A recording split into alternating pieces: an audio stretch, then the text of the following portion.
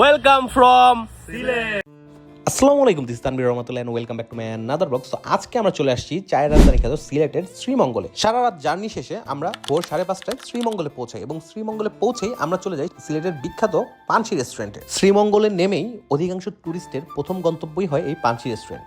আমরা যখন পানসি রেস্টুরেন্টে পৌঁছাই তখনও তাদের চুলায় আগুন দেওয়া হয়নি, বিধায় আমাদেরকে 10 থেকে 15 মিনিট অপেক্ষা করতে হয়। সিলেটে আসার আগে থেকেই অনেকের কাছে শুনছিলাম যে পানসি রেস্টুরেন্টের আখনিটা নাকি সেরা। সো এটা খাওয়ার আমার খুবই ইচ্ছা ছিল, যার কারণে প্রথমেই অর্ডার করে ফেলি পানসি রেস্টুরেন্টের আখনিটা আসলে কি? আখনিটা আসলে আমরা যে তেহেরিটা খাই সেই তেহেরিটাই, একটার প্রাইস ছিল 100 টাকা করে এবং 100 টাকাতে তার যথেষ্ট পরিমাণে মাংস দিয়েছিল। এই আখনি আর অন্যান্য তেহেরির মধ্যে আমি খুব একটা ডিফারেন্স পাইনি, কারণ এই আখনিটাও সরিষার তেলে রান্না করা হয়েছিল, যার কারণে সরিষার তেলে একটা ঝাঁজ কাজ করতেছিল। বাট অন্যান্য জায়গার তেহেরির থেকে এখানে মাংসের পরিমাণ এবং কোয়ালিটি এবং কোয়ান্টিটির দিক থেকে যথেষ্ট ভালো ছিল। এবং মাশাল্লাহ 100 টাকায় আপনাকে কেউ এত ভোরবেলায় এত সুন্দর তেহেরি বা আখনি বানিয়ে দিতে পারবে না, যার কারণে আমার মনে হয় এই পানসি রেস্টুরেন্টের তেহেরিটা অনেক বিখ্যাত। আমাদের এই আখনিটা ট্রাই করতে করতে তাদের কিচেন চালু হয়ে গেছে।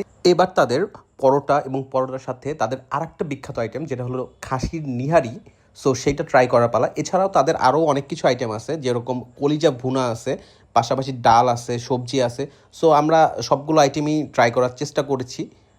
তাদের যে বিখ্যাত খাসির পায়াটা আছে এটা আসলেই টেস্টটা অন্যরকম ছিল, যদিও খাসির পায়ার সাথে খুব একটা মাংস বা ওরকম কিছু ছিল না। আর কলিজা ভুনা এটা মারাত্মক ছিল। এবং আরেকটা জিনিস, সবগুলোর প্রাইসই তুলনামূলক রিজনেবল লেগেছে আমার কাছে, কারণ খাসির পায়াও 120 টাকা করে, কলিজা ভুনাও 120 টাকা করে। এটা পরোটার সাথে সকাল সকাল খেতে এত মজা, আর গরম গরম, মানে মনে হচ্ছিল যে মাত্র তারা বানাইছে, আসলে মাত্রই বানাইছে সকালে। সো খেতে দুর্দান্ত ছিল। আর যদি পাঁচ মিশালি সবজির কথায় আসি, তাহলে সবজিটা খুব আহামরি যে ডিফারেন্ট কিছু সেরকমও না।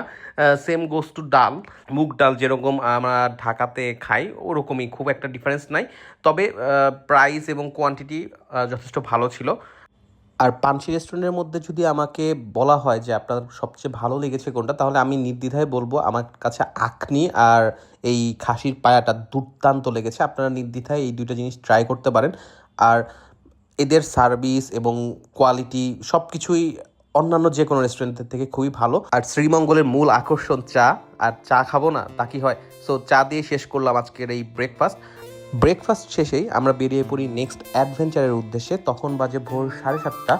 সো নেক্সট অ্যাডভেঞ্চার এবং নেক্সট ব্লগ কোথায় সেটা দেখতে লাইক দিয়ে আমাদের পেজের পাশেই থাকুন। আশা করি খুব দ্রুত দেখা হচ্ছে।